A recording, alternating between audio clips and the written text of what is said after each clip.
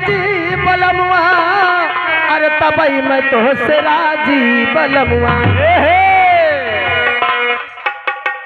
हरि राजी बलमुआ, हरि राजी सजनवा, अरे तबई मैं तो से राजी बलमुआ।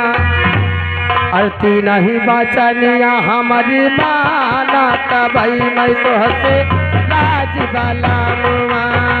नहीं बचनिया हमारी माना, तबई मैं तो से राजी बलमुआ।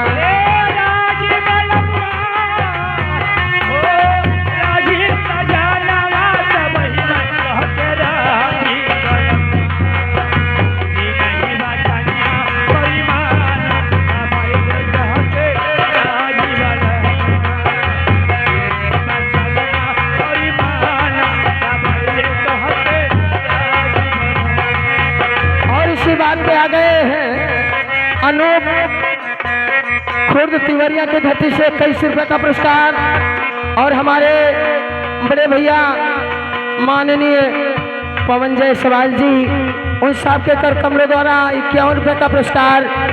आशीर्वाद की इच्छा और मंच की तरफ से जय श्री राम कहना है, उनसे हम कहा थे हो हे पादारा कैती कुली पा माना बताई ओढ़नी पा, माना बताई ओढ़नी पादारा कैती कुली पा माना बताई ओढ़नी पा, माना बताई ओढ़नी पादारा कैती कुली पा माना बताई ओढ़नी पादारा कैती कुली पा माना बताई ओढ़नी पा, माना बताई ओढ़नी।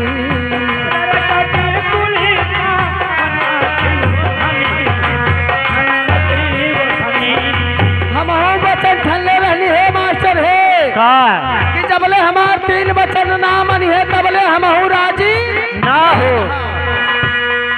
बादारा कैती कुली पा माना बताई ओढ़नी पा, माना बताई ओढ़नी बादारा कैती कुली पा माना बताई ओढ़नी पा, माना बताई ओढ़नी बादारा कैती कुली बताई ओढ़नी पा, माना बताई ओढ़नी।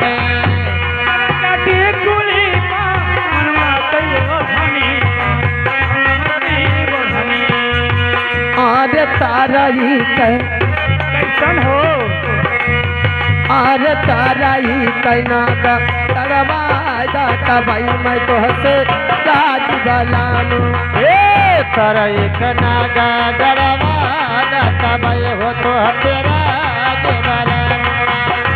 ताराई कैना का तरवादा, तबई हो तो तेरा राजी बलमुआ। हेलो हे देखा है लोकई भैया नाराज हो गई ने, काहे खातिर हो? और कर फरमाइश ना कैलो 20 रुपया फिर